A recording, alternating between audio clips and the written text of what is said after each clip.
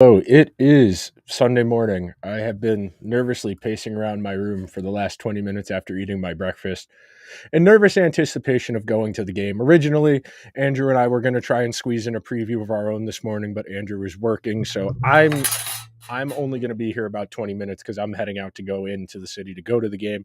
So I just wanted to give you guys some actionable information about this series, some thoughts, some ideas, things to think about as you're watching this first game, as this series unfolds. If you hear clicking, that's me pulling up my Google Drive of notes and a few spreadsheets of some interesting, pertinent statistics I felt were important. So, abstractly, I don't think you're going to get much pushback from a non partial hockey fan. Carolina's a deeper team. They have more forward talent. They probably have more defensive talent. And when we're talking about the playoffs, depth typically has an outsized influence on the eventual outcome of the game. When you are looking at these teams head to head, the Rangers have more high end players. That's the argument here. Would you prefer to have the depth of Carolina, or would you prefer to have the high end talent of the Rangers and in the positions the Rangers have them?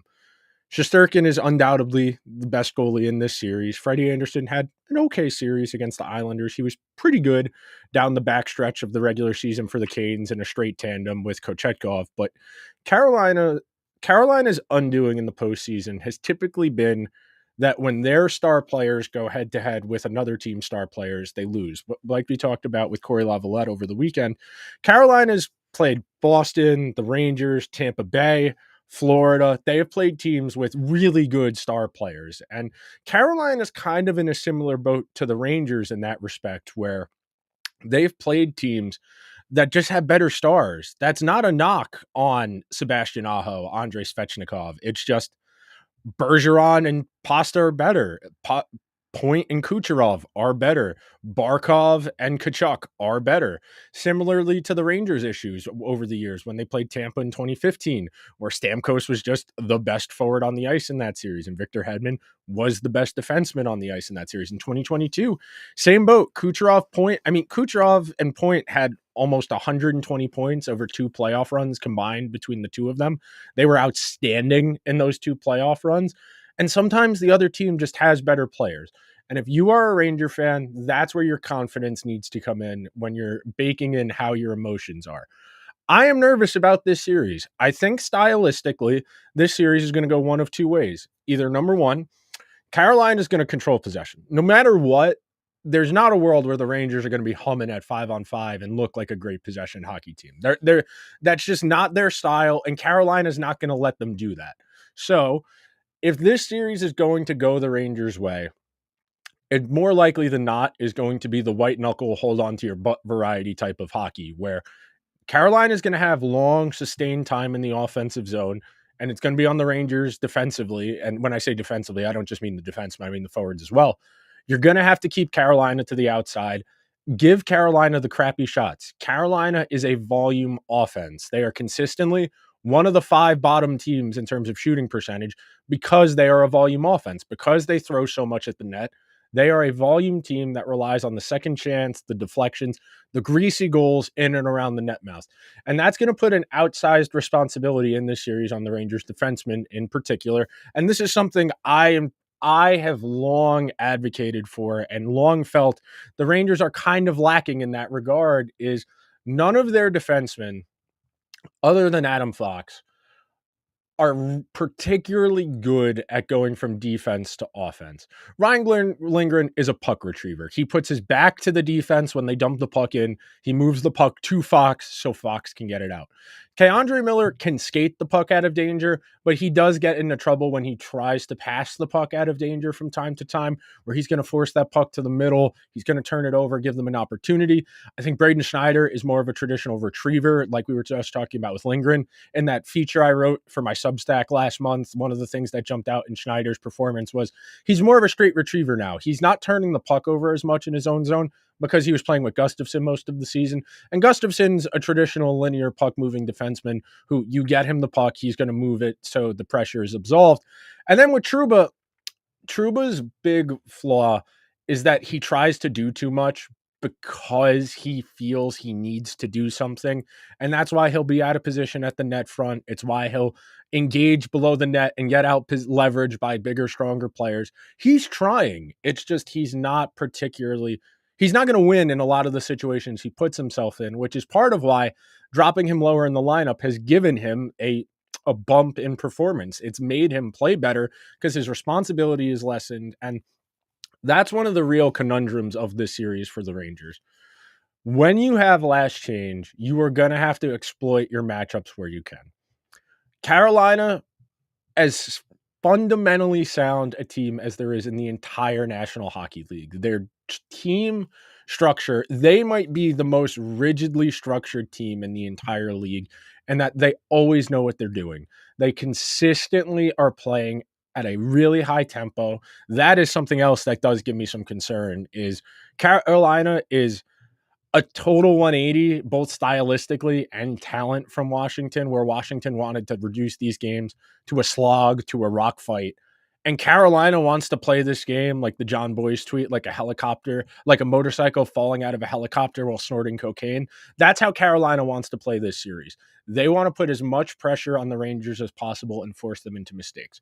You saw the bad version of that back in January when Carolina came to the Garden and they stomped the Rangers out. I got to sneeze. Hang on. Excuse me. But continuing on, Carolina did a great job of forcing the Rangers into mistakes. Similarly to how we talked about the Rangers forcing Washington into mistakes in round one. When Carolina is right, that is what they do to other teams. And that's one of the concerns I have. So speaking of matchups, this is something I was thinking about on the way I was driving to go get my breakfast. Needed to have my bacon, egg, and cheese before making that long journey into the city, meeting a few people. Hopefully the Rangers win. This is something else I'll talk about, but that playoff ticket anxiety is so real. I know a lot of people get on the crowds when they're watching these playoff games for it coming across quiet on TV. People spent a lot of money to be at these games, and they are having a slow panic attack, realizing that I just spent $450 on this ticket, and if my team loses, I'm going to jump in front of a bus. That's not an ideal place to be mentally. So, excuse me here as I take a sip. But matchups wise, number one, it's got to be the Rangers' top priority to get that Trocheck, Panarin, Lafreniere line away from Jordan Staal. Jordan Staal is still as solid as ever defensively. Not as fast as he used to be, but he's big, he's physical. He's definitely somebody that matchup-wise, that line for Carolina can play as a traditional matchup line that's going to prevent the other team from creating opportunities. And that means Mika Zibanejad, Chris Kreider, Filipino, Jack Roslovic, Jaromir Jagr, whoever's playing first line right wing for the Rangers in this series with Kreider and Zibanejad, they're going to need to make something happen because the hardest matchups in this series are going to go against Panarin's line because Panarin's line is the one line that other teams have to respect at 5-on-5 from a scoring chance perspective. The Rangers' third line of Kakko, Wenberg, and Cooley did a great job in the first round against Washington. They are a good third line for playoff hockey, but they're not going to be particularly dangerous in terms of putting the puck in the net. They're going to do a good job of putting pressure on the other team, but they are not going to put up a ton of goals. If that line gives you 3 goals over the course of this series, and I think this series is going to go 7 games, that would be a great outcome for the Rangers. I think if the Rangers are going to win this series, it is going to be low scoring. It is going to be white knuckle. It is going to be traditional Rangers playoff hockey. We talked a lot about how that Washington series was extremely out of character, that the Rangers took care of business. They put that series away quickly. They allowed the other team to beat them as opposed to beating themselves. And now you're looking at it from a completely different, you are looking at about as polar opposite a team as you could in Carolina. Carolina's good. You're not going to get me to say anything bad about Carolina's talent. I think maybe you would like a little more high-end talent, but Aho, Svechnikov, Gensel, watch Seth Jarvis in this series. Jack Drury is a really solid third-line center, and I know a lot of Ranger fans are watching in nervous anticipation to see if and when Filipino is going to draw into this series.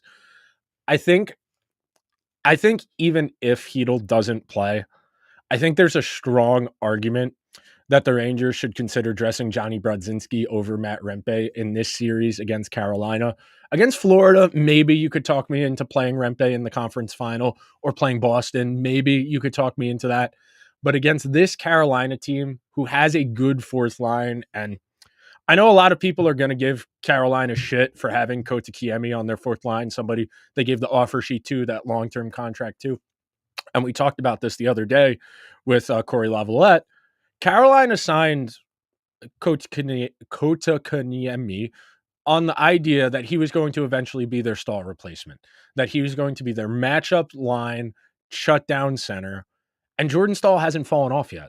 Jordan Stahl has not had a major statistical or physical decline. He's a little bit slower. He's not as good as he was 2 years ago, but he's still an upper echelon defensive center, and they have an abundance of talent. I was talking about this with Andrew before we started recording the other day. It's the same thing with Marty Necas. The Canes have been waiting for Marty Necas to break out, be that 30, 40 goal guy that he has the physical tools to be. He is fast. He is strong. He's got a little bit of an asshole to him, an assholeness to him you like your star players to have, but he hasn't found that next gear. And I would compare it similarly to kind of how Ranger fans felt about Chris Kreider earlier on in his career, where Kreider was constantly in the mid-20s for his goal totals, always flashed the really high-end skill, ability to use his size, his speed, but Necas just hasn't done that. And in the time Carolina has waited for Necas to break out, they just integrated Seth Jarvis, and Jarvis stole that top six right wing spot. This Carolina team is deep. They have arguably the most talented forward group 1 through 12 in the Eastern Conference, but it gets a little hairy when you start to measure it out with Florida.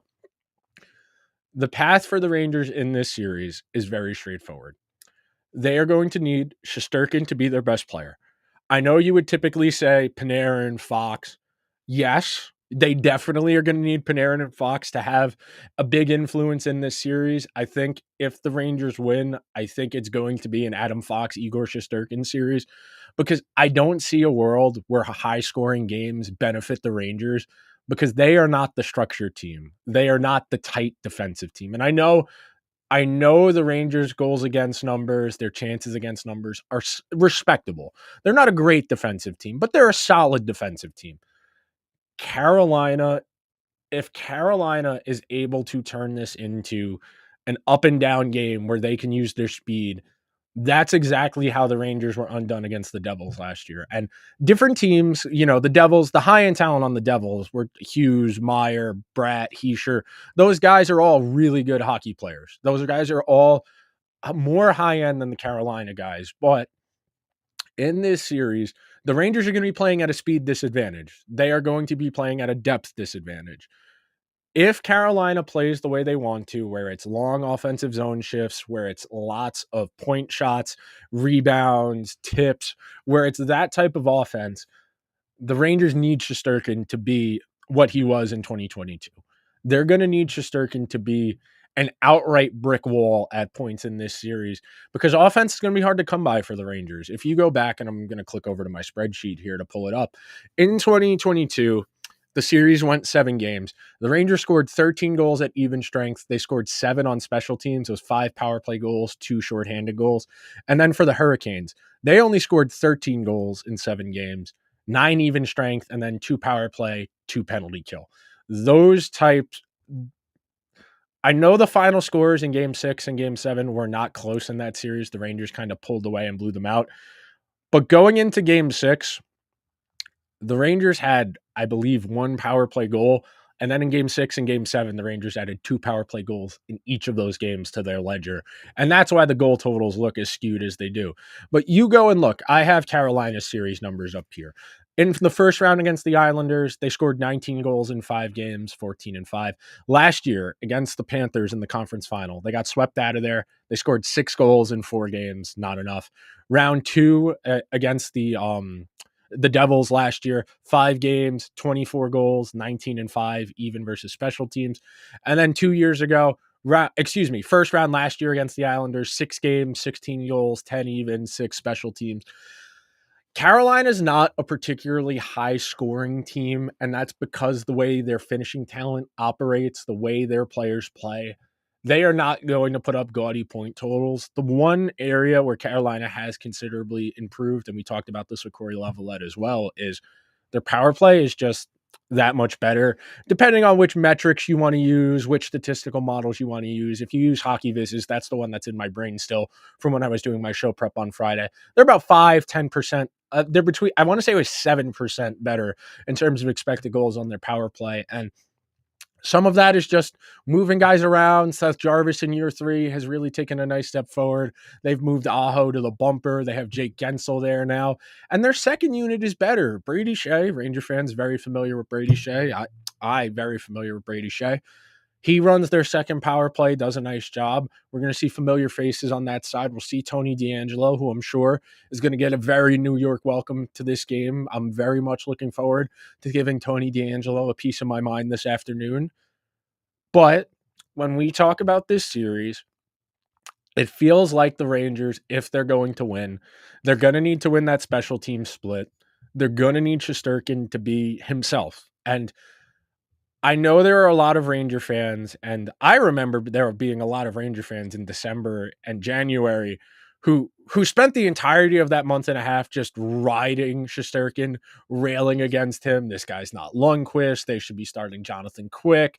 You heard the stupid talking heads who don't watch the Rangers, like Subban and Steve Levy and all of the ESPN people and Biz and all of the talking heads who don't actually watch the Rangers arguing they got to go with Quick. Quick's better than Shesterkin right now. For all of Shesterkin's volatility this season, if he is not their best player, I really struggle to see a world where the Rangers can win this series. I know the Rangers' issue in postseasons past has been their inability to score, whether it be during the Tortorella and Vigneault years on at 5-on-5, on the power play, or now on specialty at 5-on-5. If Shesterkin is not the Rangers' best player, this series is going to be really difficult for the Rangers because stylistically, these teams play exactly how the opposite wants to. Carolina is going to funnel pucks down low. They're going to try and win position battles. They're going to try and win foot races. They're going to try and win loose pucks. The Rangers are going to try and absorb that pressure best they can. They're going to block shots. They're going to try and spring their team going back the other way quickly to counterattack, to put pressure on their defense. And you look at the Carolina defense, you look at a Tony DeAngelo, you look at a Brent Burns, you force those guys to play defense on the counterattack, you can make some things happen offensively. I talked about this on Edgework yesterday, where we did a series preview, and that was one of the things that jumped out to me, especially knowing Brett Pesce's not coming up to New York for these first 2 games. With no Pesce, DeAngelo's in there. The Canes' third pair of Jalen Chatfield and Dmitry Orlov is solid. It's not great. It's not but it's respectable. It's better than the Rangers' third pair. I would say it's better than Trouba and Gustafsson because Orlov is actively good defensively, whereas Trouba tries to be good defensively and hurts himself often because he tries to do things he doesn't have the facilities to do. I think one more thing I want to touch on. I'm only going to go another 5-10 minutes or so because I do have to get out of here to get into the city. I think the Rangers, if they're going to win this series, it's going to go the distance. It's going to be low scoring. Shesterkin is going to have to be outstanding. And then the one guy I want to highlight, K'Andre Miller. We need you. He was my X factor for the Rangers in round 1. He is my X factor here. If you are playing on that second pair, the implication is that you are the shutdown guy. All due respect to Braden Schneider, who's getting better. I'm still not a huge fan of Schneider's game in terms of his traits. His puck skills still leave a lot to be desired, especially in his own zone. But K'Andre Miller has been handed this opportunity by the Rangers coaching staff to prove himself as a legitimate number 3 guy who's going to drive your shutdown pair. Playing him with Schneider is about a big a vote of confidence a coaching staff can give a guy. Because Miller, you got to remember, we're not that far along into the K'Andre Miller experience, 2021, 50 games on a bad team, 21-22 last year, this year. We're 3.5 seasons of games. If you add the playoff games he's played to the 56 game season in 2021, he's got about 4 full seasons of NHL hockey under his belt. We're still young into this experiment, and he still does not play with the requisite confidence you would want him to because of his talent.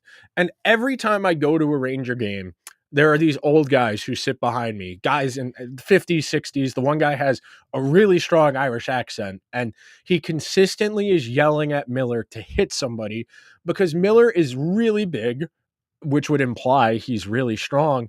And instead of using his body to separate the opponent from the puck, he's constantly reaching out his stick, he's leaning, and that's where Miller and Trouba got into trouble as a pair, is because Miller's not going to use his body to create positional advantage. The other guy is going to keep skating because Miller's leaning over and he's off balance. That means he's not going to be able to react as well, whether it's the player moving or the player who has the puck moving the puck somewhere else. And that's where you get into those 2-on-1s in front of the net because Miller's leaning. K'Andre Miller is going to need to have K'Andre Miller is going to need to have, I don't want to say we're back. Okay. Restream gave me an error message. We're back. I'm only going another 5 minutes, but I did want to finish that thought on Miller and continue. The thing with Miller, they're going to need him to step up against Carolina's best players. You're going to want to avoid Adam Fox being out there against Carolina's best players if you can, because you need Adam Fox's influence on the other end of the ice. You need him to play offense. Not that he can't play defense, but he is more valuable as a defenseman when he can create offense for your team by tilting the ice in your favor. They need him to do that. That means K'Andre Miller is going to have to step up. He's going to have to play better than he has this season. The highs with K'Andre Miller are astonishing. You know, the comp I've often made, and a few other people have said this isn't an original one, but if Miller reaches his ceiling, we're talking about a Jay Bouwmeester, if you remember, who was on the Blues, who was on the Flames, who had a really long NHL career as a big guy who skated really well and had decent puck skills. For the Rangers to take advantage of the matchups where they are, because Carolina's deeper. The argument for not playing Rempe in this series is you're going to need as much foot speed as you can. And if Hedl draws in, you're going to probably end up bumping Cooley down there. You're going to move Roslovic down. And yeah, that's going to mess up some chemistry in other places. But you need to give yourself every opportunity in this series to make plays happen. And Rempe was not great possession-wise in that Washington series. And I understand he didn't play a lot, but Washington is slow, and Rempe kind of looks slow. Against Carolina, who's one of the fastest teams in the entire league, I think that's a real matchup issue for the Rangers there. All right, I'm going to leave you guys on this note. I do have to go get ready. Got to go brush my teeth. Got to go lock in mentally. Got to grab my AirPods, all that good stuff for this commute into the city. But I think the Rangers are going to win this series. I don't feel great about that series pick. I would not go bet harder in legal U.S. currency on the Rangers to win this series. A, because I believe in the emotional hedge. You don't want to be doubly sad. If you bet on the Rangers to win the series, you lose your money and the Rangers lose. You're going to be at a pretty rough spot in your head mentally, so I would not advocate that. I think the high-end talent is what matters in this series. We will see that reflected on special teams where the Rangers have an edge. Carolina special teams are also really good. They're the only other team that had both units in the top 3. But I do think no Pesci helps the Rangers immensely, especially when it comes to the Rangers power play against the Carolina penalty kill, because it forces somebody from lower in their lineup to play on that penalty kill. Slavin's good. Don't get me wrong. He's not Adam Fox. Aho, Svechnikov, Gensel, those guys are good. Not Panarin. That's the argument here. You think the Rangers' big dogs are better than Carolina's big dogs? Because if it's depth, Carolina. If it's speed, Carolina. High-end talent wins the deeper you go into these playoff series. And the Rangers' high-end guys have shown the ability to make things happen against Carolina in the past. I'm not here to relitigate the bubble series of 2020. David Quinn, I have since been vindicated on my David Quinn takes. He was a stooge. He had no business coaching the New York Rangers. He really overestimated his abilities as a coach. It still doesn't sit right with me. The last game Henrik Lundqvist played in his career was in an empty arena against a Hurricanes team that blew the Rangers out of the water. That still does not sit right with me. That still irks me. I need the Rangers to take care of business in this series. I think they will. I think having Peter Laviolette as opposed to a Gerard Gallant, the David Quinn, and Alain Vigneault, I think this will be the first time you see the real game to game benefits of having a coach who is actively managing the team as opposed to being a field trip supervisor who just makes sure everybody gets off the bus at the right time and is at the game before their pregame. After their pregame nap, they've had an Uncrustable the way Gerard Gallant was. Peter Laviolette is going to have a feel on this series because Rod's one of the best coaches in the sport. You're not going to hear disparaging comments about Rod Brindamore from anyone, and this is an advantage. I won't say it's a straight up advantage for Carolina, but it is an advantage. Laviolette won his first playoff series with the Rangers, and that was his first playoff series win in like 4 or 5 years. It had been a while since a Laviolette team made things happen in the playoffs, and I'll be fair, this is the best team he's coached probably since the Nashville team that went to the Cup final. So he does get a little bit of a benefit of the doubt in that respect. But I think the Rangers are going to win this series in 7 games. I think the leading point getter in the series is going to be Adam Fox. I think this is going to be a very low scoring series. I think we're in for a lot of 3-2, a lot of 4-3, a lot of 2-1. I think we are in for at least 1 or 2 Shesterkin 45-50 save games just because of the way Carolina likes to play. And the last thought I'll leave you with, I'll game this out for you. If the Rangers are going to win this series, they're probably going to need to get the overtime gods to be on their side at least once to make up for the fact that they're not going to control play. It is not essential to control play to win in the NHL, but it makes it easier. It's more likely you're going to score. And being that Carolina is going to hold possession a lot more, they're going to have more opportunities to score. The Rangers' star players are going to need to make things happen. I'll leave you with this thought. I'm pulling up this bottle of water and this cup of coffee. One of these has significantly more liquid in it. If you squeeze the coffee cup, the coffee goes higher in the cup and it's closer to this. That's the metaphor.